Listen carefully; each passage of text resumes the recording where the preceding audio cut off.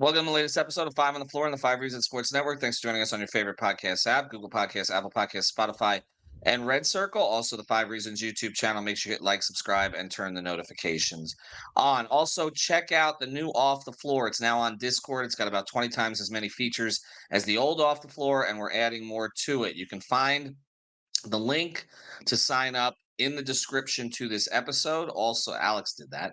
Also, on the very top of my Twitter account at Five Reasons Sports. So check it out.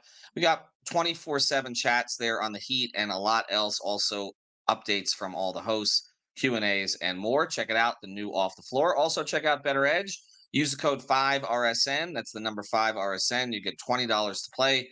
Our tournaments are only $10 for NFL, $3 for NBA. So you do the math.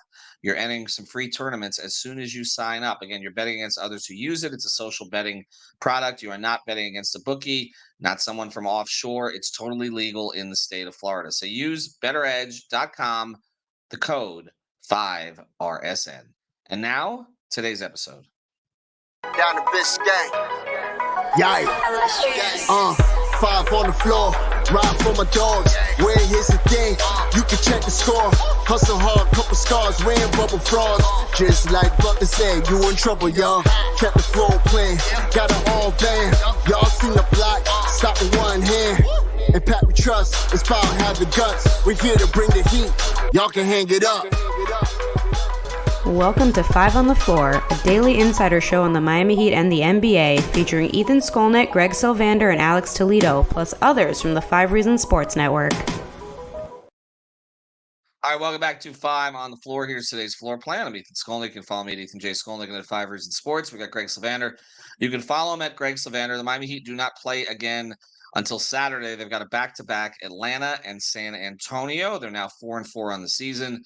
They don't have Tyler Herro. The Tyler Herro update came in just after we finished the podcast. Isn't that always what happens here? But you should still check out the podcast that Alex and I did, because we went into who might start. We agree on that. We both think it's going to be Duncan Robinson, but also how they generate offense without him, since they've been a horrific offensive team with Tyler off the floor this season. It's been about 16 points difference when he's on the floor as opposed to off the floor. And Greg, that tees up this episode, because now we know that Tyler's going to be out for about 2 weeks, maybe longer. They said 2 weeks, a couple of weeks before he's evaluated. Now, they did say that about Haywood Highsmith too, and he actually came back before the 2 weeks were over with. I'm not anticipating that will happen in this case. You don't take a chance with ankle sprains for one of your top three players.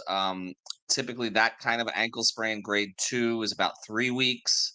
So he'll be somewhere in that 2 to 4 week area, I would believe. Probably start to hear him getting back on the court after a couple of weeks. And that's a significant number of games that he's going to be missing, and including a lot of them on the road, because still, even after they just played one on the road, 8 of their next 9 are on the road, pretty much taking you to the end of November. So, Greg, I guess you and I do everything in this. This is a transaction episode here. It's a narrative episode here. We start to get into these, and there's a reasonable question to be asked as we assess the East so far, and also now Tyler's injury and how the Heat have played, all three of those things together. Does this make the Heat more or less likely to make a move? And I'm going to let you start, because I kind of know what I'm going to be hearing from them. So you tell me, first thing, do you think it should make them more likely to make a move? And second, do you think it actually will? No, and no, actually. And that probably won't go over well with every listener. And I know that there's fans clamoring for a move, and I want one as well. I mean, I've talked about that, and I won't, go into it again. But for the purposes of this episode, for me, it's really early still. They're 2.5 games out of the 1 seed in the conference, so parity is on their side. And also, I just think that this team has been very conservative with making moves so far with this build. And so I just don't see why they would all of a sudden, without the ability to evaluate every aspect of this together as it stands, as they intended for it to be, I don't see them then shaking it up further. I could be wrong about that, But I also, as I look around the league with the parity as it is, because even the last place team in the East, not that they're going to rise up there, they're only 5 games back of the 1 seed. So everybody is still kind of in this, maybe we could make a season out of this phase. And to me, that's not going to make people start to take risk. They're going to mitigate risk for the time being. So to me, as much as everyone would love for this to be the moment that they go get more reinforcements, because obviously they could use another guard at this point, there's probably a couple other things at the top of the list. I don't see it now. I think that this is still probably a trade deadline situation for this team and probably most of the teams in the league.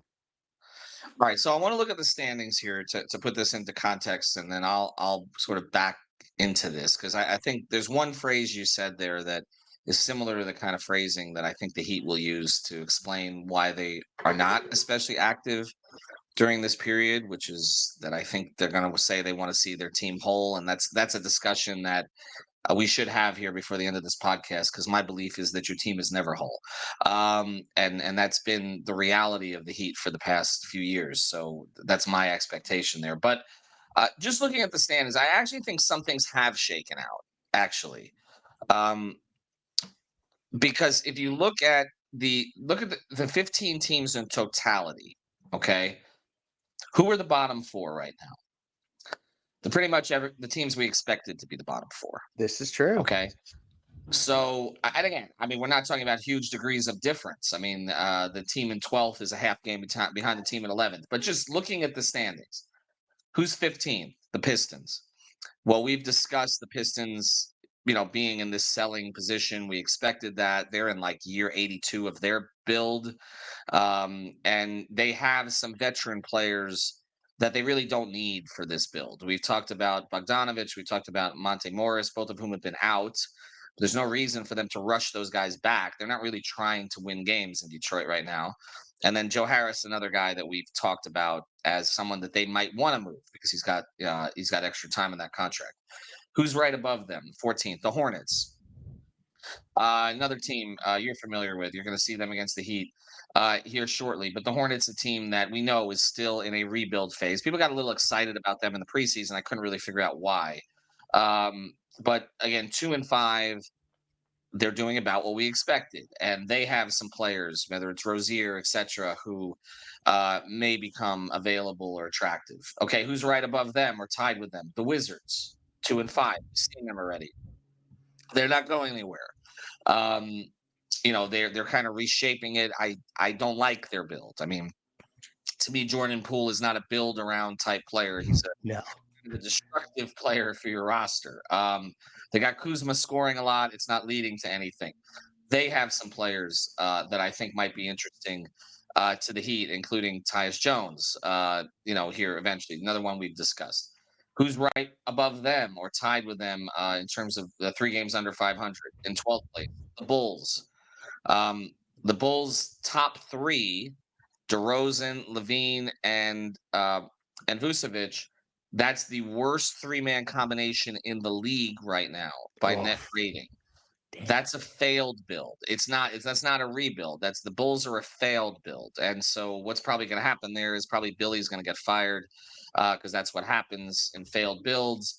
But will they move guys? And a guy I would love for the Heat to be able to poach is Caruso, but somebody that Durant praised the other night. So again, I think it's one thing to say, well, nobody's really jumped ahead, and that's true if you look at the top. But if you look at the 4 teams at the bottom and who may be available to make moves, those teams are sort of accelerating the process. It's a good point. Towards gutting their rosters more, and so we'll see what happens. Now, the top 11, I would agree with you. If you look at it, the Sixers are 6-1, and they're a team we're going to have to talk about more because they're interesting. They finally looks like, at least for now, they've gotten away from we have to have the stars with Embiid, and they just allowed Maxey to develop into a star, and they've added a lot of really good role players. I do not understand the Clippers trade at all with them. I think it helped Philadelphia significantly for now, and also their picks will allow them to upgrade the roster if they need to. Celtics are 5-2, about what we expected. The Pacers have been really interesting, and we're going to see them this week. They're scoring at a record pace. Their point guard's terrific. They can't defend anybody, so we'll see what plays out there. The Hawks, we see them next, 5-3. They've paired the roster a little bit. Again, I never trust the Hawks, but I think they'll be better coached than they've been in previous years. Quinn Snyder has a system in, so we'll see. The Bucks 5-3. Lillard doesn't play. Giannis scores 6,000 points. They lose. He makes some mistakes at the end. I think they're about what we expected, but I don't think that the Dame fit has been quite as seamless, and he's playing horrific defense right now. And then you have, like you said, then there's the rest. The Heat are tied at 4-4 with the Nets, the Knicks, the Raptors, and the Magic. All teams that we thought could be in that mix, with the Magic rising up a little bit. Raptors kind of unclear of their direction. Knicks and Nets are slightly plus 500 teams in terms of their rosters. And right now they're at 500. And the only team that's been really a disappointment so far is the Cavs at 3-5. But the 11 teams are the 11 teams. So here's how I view it and how they're gonna go with this. What you said, we want to see our team whole. To me, that's going to be their guiding philosophy, because it typically is. We want to see our group all together. We haven't had a chance to see that. Now, in this case, they have seen it a little bit, but it's going to be, well, Caleb wasn't healthy, and then this guy. And again, to start there, Greg, I'm not pushing them to make a move just to make a move. I'm not that person, but I don't want to hear that a month or two from now. That's if the team's struggling, well, we need to see them whole. Because they never get whole. And that's such a great point. In the NBA, nobody gets whole anymore. So, like, you'll be waiting forever, right? Right. So that shouldn't be the excuse. The excuse should be, there's not a deal that we like. There's not a deal that we believe is worth, spending the first round asset on. Or the other thing is, as we go through the standings here, it could be we're playing pretty well right now without him. Will be fortified when he comes back, and nobody's run away in the East. Like, that's another explanation. Now, in your view, looking at this conference, do you think somebody will run away? No, I don't. Of these other 10 teams? I really don't. I think that this is going to be a situation where, Indy picked off Milwaukee last night. Philadelphia picked off Boston the day before. Like, there's weird, and I say picked off even though Philadelphia is ahead. I think a lot of people thought Boston, they were the betting favorite for that game. They'd been the 1 seed. I just think it's going to be a weird year like that, where teams go up and down and fluctuate. Obviously, I think we know who the top teams are in the conference. But this is what the league wanted. They wanted all the teams to feel like they had a shot for as long as possible, because it also could create situations where those 4 bottom teams that I think we've all settled on are probably the bottom 4 that are going to stay around there: Chicago, Washington, Charlotte, Detroit. Could you have the 11 teams above them in bidding wars for the players that are going to be there?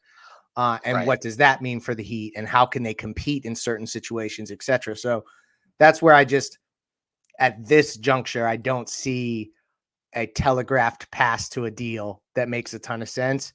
And I don't see anyone running away with the conference. So it may actually be more prudent to say that it's going to be less about the team being whole and more about nobody ran away. So what the hell why would we, overexert ourselves and send an extra asset out or disrupt chemistry, whatever you want to say, when you're only, a game or 2 or 3 back from being, right at the top of the conference. Well, and there's another part to that too, where the other explanation could be, well, it doesn't even matter if another team in the conference runs away, because we made the finals as a 7 seed that dropped to an 8 seed in the play-in last year. Now, that's dangerous thinking, if that's the case, if that's where this goes. But again, there's enough out there to explain not making a move. And you're right, there will be a lot of teams in competition for, sort of the useful, mid-career veterans that are going to be out there as options because those teams don't really need those players, and some of them will be trying to sink to the bottom as the season goes on. And that's typically what happens. Coach gets fired, and then all of a sudden it's okay. We're going to just try to accumulate the most lottery balls that we possibly can. All right. On the other side of this, I want to look at the West because I do think that influences it also. We just talked about the East, but what players may be available from the West? But I mentioned some of those in the East. Again, guys, we've talked about Tyus Jones, Monty Morris, Rozier, etc. Caruso, Levine. On a higher plane here, that those four teams have players. They've got useful players, but will the Heat actually do anything? And does it make sense to do anything? That's another question. We do want to mention something that does make sense to do. If you've got water damage, mold damage, reach out to Water Cleanup of Florida, WCUFL.com. That's WCUFL.com, your one-stop water and mold cleanup shop, but also it's a preventative shop. We know the insurance companies don't always take care of everything after the fact. So reach out to Water Cleanup of Florida. It's WCUFL.com. Michael Robert and his team, they'll take care of you. Good people, honest people, state certified, the whole deal. More than 70 5-star reviews on Google. So reach out to him, WCUFL.com at Water Cleanup of Florida. If you've got the schmutz, They do have the guts. So let's look at the West real quick, because I also think this is instructive, because the West is set up a little bit differently. And in fact, there are more teams off to slow starts in the West than in the East, actually. And there's one team that just looks better than everybody else, and it's the Nuggets. And they look better than everybody else, even though they lost their number 6 and 7 players off the rotation from last year. They've got this development from within thing that is somewhat similar to the Heat's, although in their case, what they're doing is they're doing kind of what the Heat are doing with Jaquez now, which is they're drafting these guys towards the end of the first round who are ready to play out of college, and then they only need like 1 year. We're seeing with Christian Braun right now in his second season, Peyton Watson. They've got some, other interesting players on that roster, but they just kind of plug in because they know that if a guy's ready to play, plays the right way, that basically Jokic is going to make them better, and that's all they really need. Now, they're going to be without Murray for a few weeks now, too. So, he's got an injury, so they may set back a little bit. But again, they look like the class of the league right now and the class of their conference. The Mavericks are off to a good start at 6-2. The Wolves are at 5-2. That's very Anthony Edwards related. Like he's carried it over from the offseason. The Warriors are 6-3, and a couple of their losses have been close losses. They're actually against good teams, including the Nuggets. They're playing pretty well. The Thunder, we thought was a rising team. They look like it. They're 5-3. Chet's been terrific. I think for surprises so far, the Rockets winning 4 straight. We thought they might be a team that could continue to kind of sell as they're building. With they've added some free agents, obviously, but mostly a young core. Greg and I are upset because we both wanted Sengun in our fantasy draft, and we own a team together, and he's been even better than advertised. The Suns have had injuries, 4-4. The Pelicans, kind of about where I expected, 4-4. I thought the Kings would slip back. They've started 3-4. The Clippers, I don't know what they're doing, honestly. So weird. 3-4. Spurs 3-5. We'll see them this week. The Lakers 3-5. We've seen them already. The Blazers, we don't talk about the Blazers. What's that movie? That Disney movie? We don't talk about Bruno. We don't talk about Cronin. And then the Jazz are 2-7, and the Grizzlies we just saw, they're just injury ravaged at 1-7. So there's a couple teams that jump out there to me, Greg, as trade possibilities. The Jazz to start. Mm-hmm. Because see, last year they got off to this terrific start that nobody expected before they kind of soft tanked into the end of the year. But we've discussed them as a trade possibility for the Heat, even though Danny Ainge is there. A 2-7 start would seem to expedite that. Would you? I mean, like Colin Sexton would help the Heat right now, like without Tyler Herro, ability to play both spots and guard. I mean, do you see any of those teams that jump out to you as like, okay, maybe they're more likely to make a move with you now? I feel like Utah is the one. You hit the nail on the head there. Portland is not worth talking about. I don't see LA making anything drastic as they're at the bottom of the 12th in the conference right now.